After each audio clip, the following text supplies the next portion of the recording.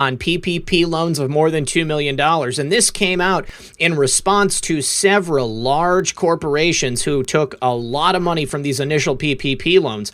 And I honestly, somebody in the chat said, why would Trump allow this? Well, first of all, our federal government is a large bureaucracy. There are many different federal agencies who have specific tasks that they are assigned. President Trump is trying to run the country, and he has to trust that each of these agencies are going to do what they're supposed to do.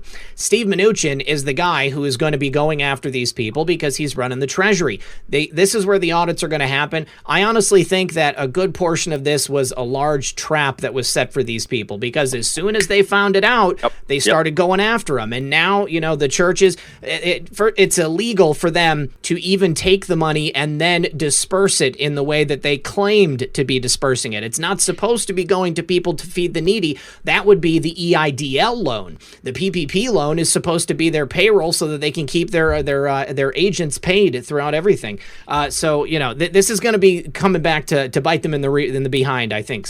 Well, look, I have a guy that I do interviews with. He put in for a small business loan. Mm-hmm. He was denied because he didn't have any money. So you've got all these mega churches out here that are sucking this money up. So the taxpayers that are truly trying to start a business or run their business or keep up with their bit, they can't do it. Mm-hmm. So, again, this is judgment on the church. I was hoping and praying that this money would be traced and tracked, and it sounds like it's going to be now at this point. Yep. They need to do an audit. Just break the audit. And look, you're going to see churches, I believe, they're going to go out of business. The doors are going to shut. And I don't want to panic people with that, but this is part of the judgment that's on the system. And what you're going to see happen now, guys, is you're going to see home groups break out, home congregations break out. This is where it's all going. We got home congregations. OmegaMinistry.org is where we have a 12-week training class for free. They train you for 12 weeks, and they release you to start your own home congregation. We don't call it church. It's a home congregation. Look, churches today are not a church. They can label it all they want to. It is a business, guys. When you go back and you look at the Black Coat Regiment, back, they were the ones in the Revolutionary War. It was a pastor who fired the first shot. The pastors back then would guard their flock with their lives. Do a contrast in today's time. The pastors, they wouldn't do anything like that in today's time. These guys are so weak, need milk toast at this point. They would do anything, though. They will do everything to protect the corporation. We don't have pastors in the pulpits anymore. We have CEOs of corporations. And this is the problem. This is what God's taking down. But we had a testimony in the home group one day where she said, I was sick. I needed healed. I need deliverance. I didn't get any of that in the church system. But the second I came out of it and I went into the home congregations, I got healed. I got delivered. I got set free. She said, I got it all. And that's where you're going to see the signs, wonders, and miracles breaking out, guys, is in the home groups. I agree. I totally agree with that. And I'm just over here looking at some numbers here, and I see it. There's been a research study on what constitutes a megachurch as far as size. Now, I see it here. You might know differently, but it's the average weekly attendance of megachurches is 3,696 people. Does that sound about right? That sounds about right to me. Yeah, we've got 11,000 people here with us, Mark, just hanging out with us.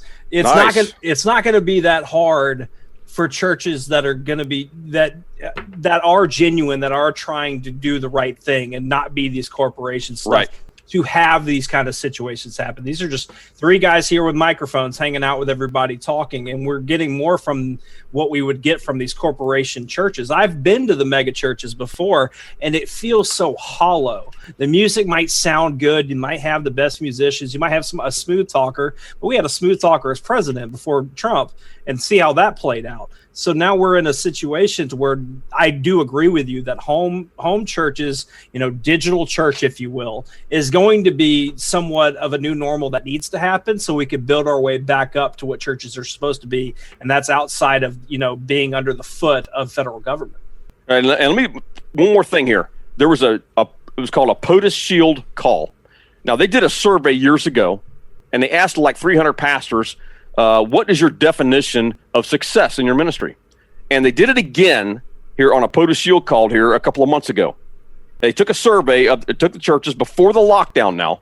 They took before the lockdown. They asked pastors what did they think are considered to be their measure of success.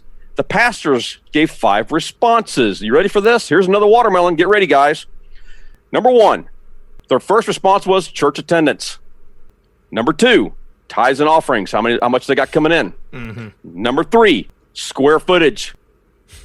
Number four, this one still baffles me, parking lot size. Number five, programs. These were the measures of their success, guys. This is the mentality that these pastors have. What is that? All of that. That's a business. Mm-hmm. There was nothing in there about healing, signs, wonders, deliverance, spiritual warfare, which is what we're dealing with in everyday life right now. There was none of that in there, guys. That's what the church system has become. Nothing about the positive effect on the community, which is definitely They where have it should they be have at. become combat ineffective is what they have. It's the remnant. It's the army of God, those that are not inside the system that are making this happen right now. Here's an interesting thing that I saw some people asking about in the chat.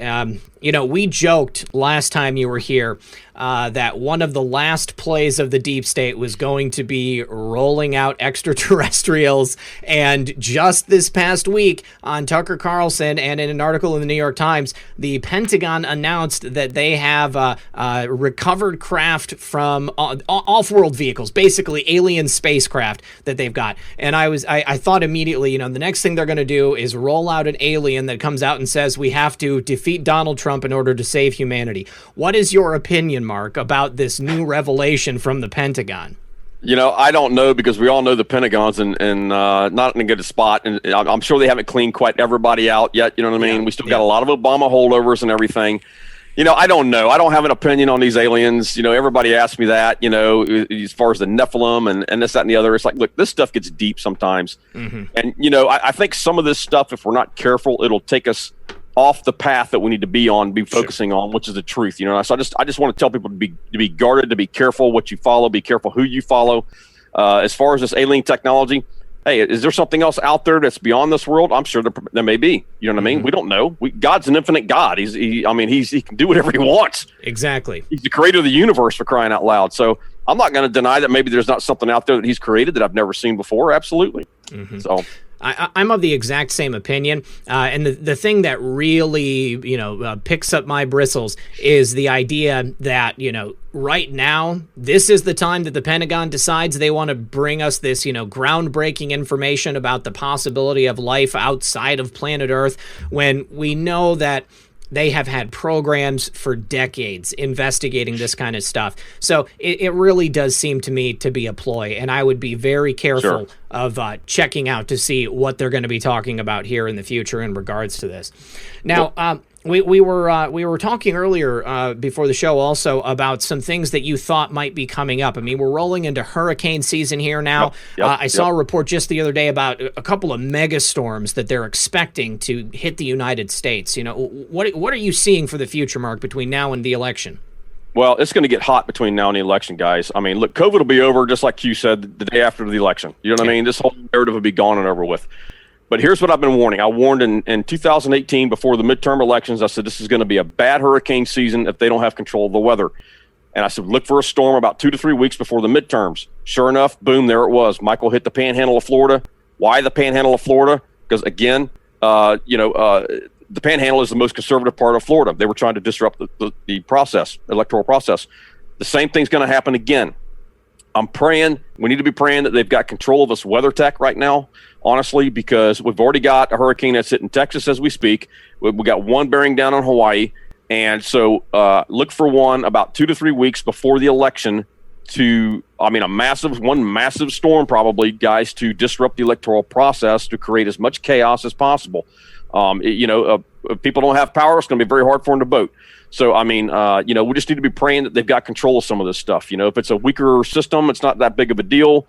We've been through, smaller hurricanes. It's not a big deal. Michael was more than a big deal. I have a friend of mine who's in the Panhandle, who's a sheriff's deputy. They didn't tell you the truth about Hurricane Michael up there. What they didn't tell you was that, they had 2 or 3 black boxes up there that literally broke. And when they broke, they had clocked wind speeds well over 260. Wow. That's a tornado. That's a giant tornado. That's not a hurricane. So what does that tell you? Since President Trump has come into office, he's had successively worse and worse weather phenomenon that has just, all of a sudden out of nowhere, we've had like the worst hurricane season of American history. Then we had the next worst hurricane season. Then we had the next worst. And, so Right. I'm expecting it to be quite bad this year because, there's no coincidences with the way this stuff is popping up. Right. And, look, and people say, oh, this is a judgment of God on America because America is under judgment. No, it's not, guys. This is doom and gloom talk. If America was under judgment, Hillary Clinton would have been the president. This thing would have been over with already. Yep. There's something great. Why did Trump come into office? Why did God put him there? Because God establishes kings and he removes them. He put him there because he wants to do something great upon the earth. Now, do we have some bad things happening right now? Yes. Are we going to have some bad things happen? Yeah, probably going to have some negative things happening between now and the election, and maybe right after the election as well. We just got to be prepared right now. And so, but the thing is that there's something great that God's going to do, guys. He's going to do something great with America. America's going to come back stronger than she's ever been before. These countries like China, CCP, I believe, is going to go down. I believe China's going to get set free. It's not the people of China we're coming against here. It's the government. It's the CCP we're coming against. Why is God going to take down these totalitarian regimes? Because the tyrannical regimes is because he wants the gospel of Jesus Christ to go forth across the earth, and he can't do it when these guys are underground and they can't even come out. You know what I mean? Yeah. On that note, right now, the Three Gorges Dam in China is